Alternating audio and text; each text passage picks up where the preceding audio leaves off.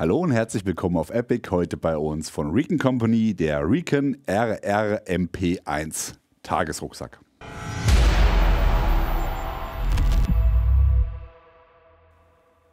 Wir haben euch von Recon Company kürzlich von der Eigenmarke die Chestrix und die Pouches vorgestellt. Jetzt haben wir noch den Daypack für euch. Ist ein 28 Liter Tagesrucksack, verfügbar in den Farben oder Farbmustern. Tarnmustern, wenn man hier Flecktarn mit dazu nimmt, Flecktarn, Schwarz, Coyote und Oliv. Die üblichen Verdächtigen, die man so braucht. Und hat von den Spezifikationen her Ausmaße in 47 cm Höhe, 30 cm in der Breite und 16,5 cm in der Tiefe und ein Leergewicht von 1,2 Kilogramm. Gehen wir einmal über die Ausstattung, schauen uns an, was Recon Company uns da gezaubert hat.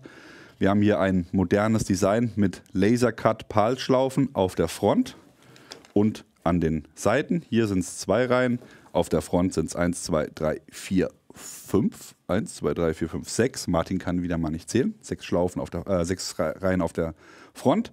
Und dahinter liegend ein flaches Einschubfach mit einem YKK-Zipper, was perfekt geeignet ist für Kartenmaterial oder ähnliche flache Gegenstände.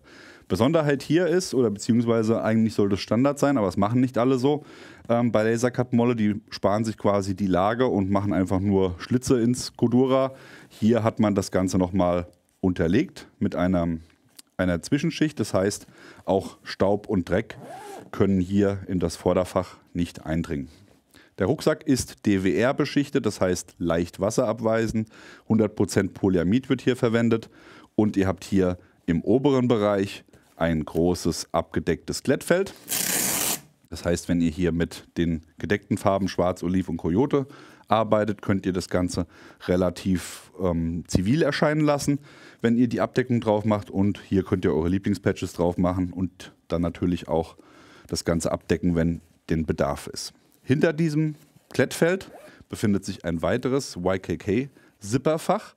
Das ist relativ flach und klein. Wenn ich hier mal reingreife mit der Hand, seht ihr schon, geht bis hierhin. Und das ist mit einem Velour ausgekleidet. Das heißt perfekt für Brillen oder ähnliche sensible Gegenstände. Die passen hier ohne weiteres rein. Und damit haben wir die Front schon abgearbeitet. Gehen wir mal auf die Seite.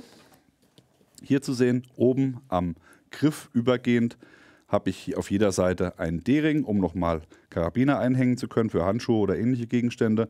Dann 2 Kompressionsriemen mit einer Fastex-Schnalle, die den Rucksack komplett auch über den Reißverschluss zusammen komprimieren. Das Ganze wird hier mit dem Gurtband zusammengehalten durch eine Klettschlaufe, zweimal vorhanden, wie schon gesagt. Und hinten dran ist dann das Lasercut-Molle zu finden, hier in 2 Reihen. Gehen wir auf die Rückseite, gucken uns erstmal das Tragesystem an. Hier seht ihr 2 Mesh-Bereiche, die den Komfort gewährleisten und dazwischen freigelassen, um Zirkulation, Luftzirkulation auch stattfinden lassen zu können.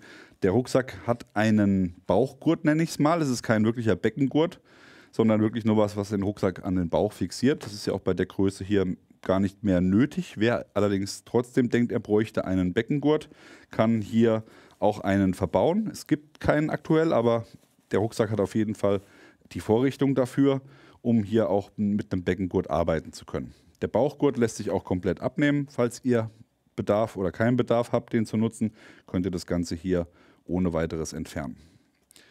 Auf der Rückseite ist weiterhin vorhanden ein Fach. Das ist konzipiert primär für Laptops. 16 Zoll passt hier rein. Alles kleiner natürlich auch, alles größer natürlich nicht. Der Rückenbereich selber hat hier noch ein Polymer-Sheet verbaut. Das sieht man nicht, also das ist hier quasi fest vernäht. Das gibt hier auch die Steifigkeit, um das Ganze eben auch zu schützen.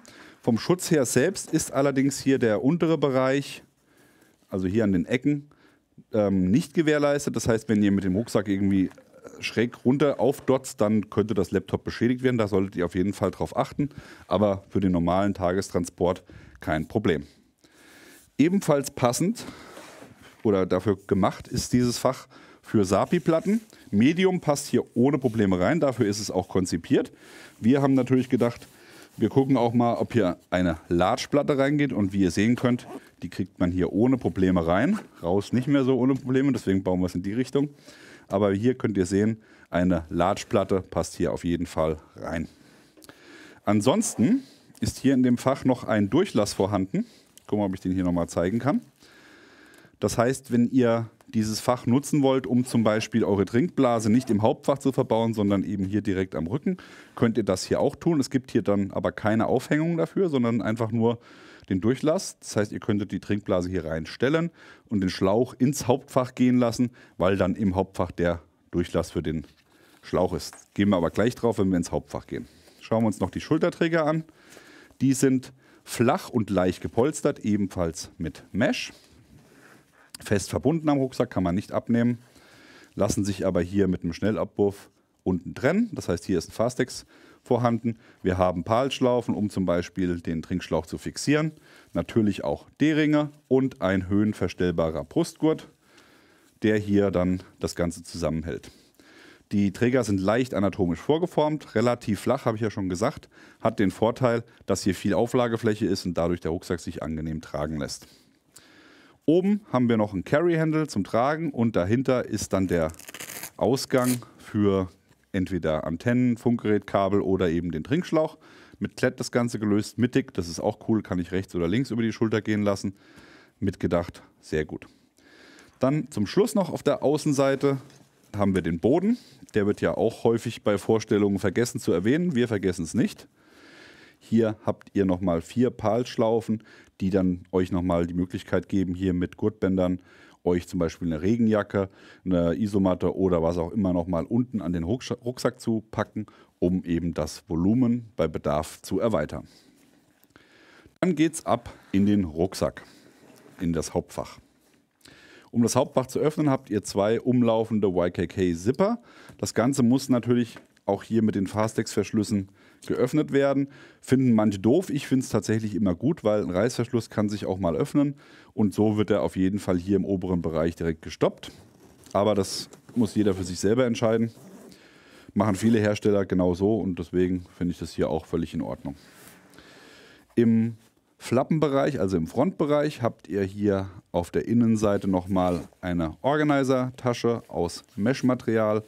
Da könnt ihr zum Beispiel Powerbank unterbringen oder eben nochmal Handschuhe, Portemonnaie, Schlüssel, alles was euch einfällt, passt hier in diese vordere flache Fronttasche.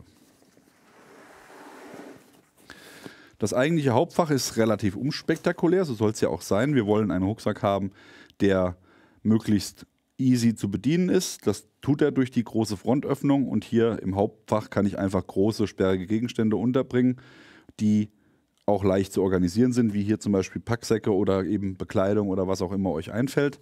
Auf der Rückseite habt ihr eine Einschubtasche für die Trinkblase. Die ist hier oben mit einem Fastex-Verschluss gesichert und darüber ist der bereits von außen gezeigte Durchlass für den Trinkschlauch und damit ist das Hauptfach auch schon abgeschlossen.